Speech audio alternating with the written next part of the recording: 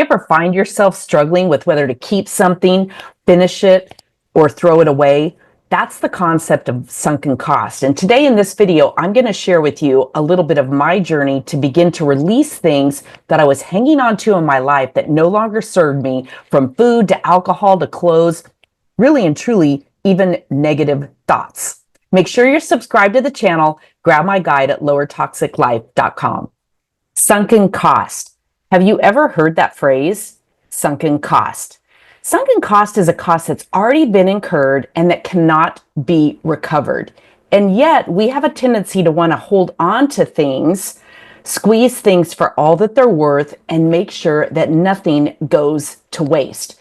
We want to always know that we got our money's worth. You may find yourself struggling with this as you weigh in on whether or not to throw something away. And I call this waste or waste, meaning the midsection. And you probably know exactly what I'm talking about. Here's the reality. The day that we bought something, we wasted it. I want you to let that settle in. Because the reality of it is, eating food that you no longer want, that you know doesn't serve your body well, is never going to recoup that sunken cost. Whether you bought it at the grocery store, whether it was a gift to you, whether it was from the restaurant, remember this: your body is not a trash can, and your health ultimately should be non-negotiable. Now, I don't like to should on anybody, but this is a case where I think it's warranted. We do this, we run the scenario of sunken costs through our minds regularly regarding food, alcohol, clothes, the last bites of food on a kid's plate. Have you ever done that? And I don't know about you, but this concept of sunken costs has controlled my life for years. I was virtually unaware of it. And certainly, I've shared a little bit in some of my previous videos about, reorganizing my closet, cleaning things out, reorganizing my home. And I've realized so much of the stuff that I was holding on to, especially in my closet, had to do with sunken costs. The tags were already on them. It was expensive. It was on sale. Whatever it is, the reality of it is, with so many of those pieces of clothing, I didn't like the way they looked on me. I didn't like the way they felt on me. They were out of date, out of style, whatever it is. Or perhaps I'd only worn it one time, so I hadn't gotten my money's worth. And the reality of it is, when I was able to step back and realize that no action step that I could take now or even in the future was ever going to regain what I spent on that item. Let's say you spent $100 on something. And I've done this before with clothes. It's like, well, the first time I wear it, it was a $100 wear. The second time, it was a $50 wear. And so we can run that scenario through our minds. But the reality of it is, that money is gone. It will never be recouped. And when I really came to terms with that concept, it released me from hoarding or hanging on to something with that sunken cost mentality. Keeping it in my closet, forcing myself to wear it when I don't even like it, nothing was going to put that money back in my bank account. In fact, what it did more than anything was create mental stress, mental clutter, and in so many ways, I feel like it held me back from creating more of what I really wanted in my life. And so how does this relate to food and alcohol and other things? Well, cleaning out or detoxing our kitchen is a big part of that, right? It's really coming to terms with who we are, what we want, and how we want to move forward and stay healthy, fit, and functional and fabulous in this phase of our life, right? I like to call this the last third of our life, and that could be a really long time. So don't get fearful of that. But there's the growing up years, and then there's the years of finding ourselves, career, family, parenting, all of that. And then we move on to this next phase. And that's often, especially for women, when we get to step back and say, I'm kind of done being the caretaker. What can I do for me? How can I best serve myself so that I can serve others?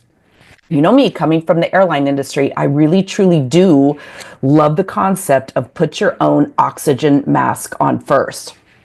So what are we going to do? Are we going to throw out those last few bites, or are we going to save them for later?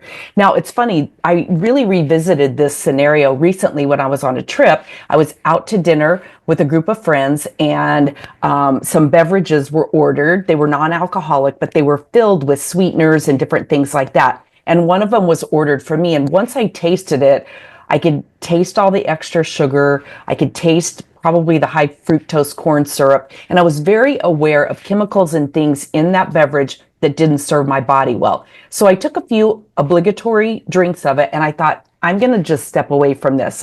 It doesn't matter. It's been purchased, whether I down it or down it. It doesn't really matter. It is what it is.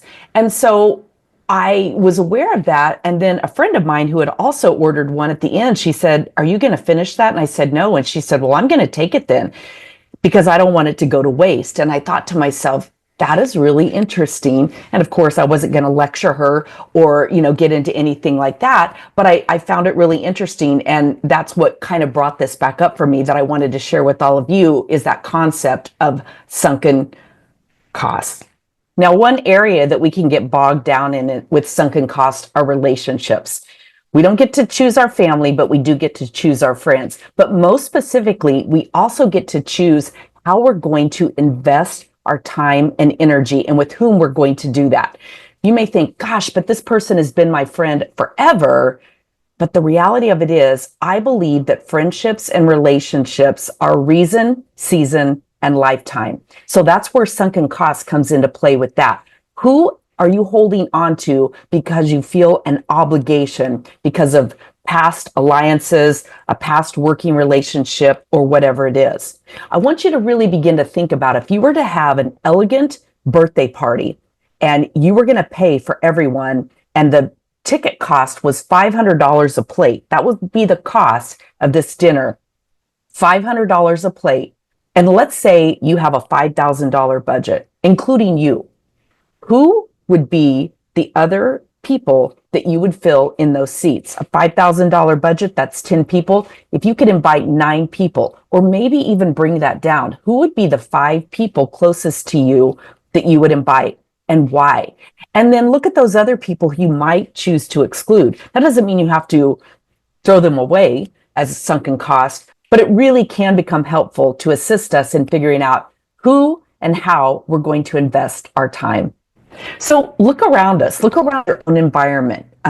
Maybe you can relate to this.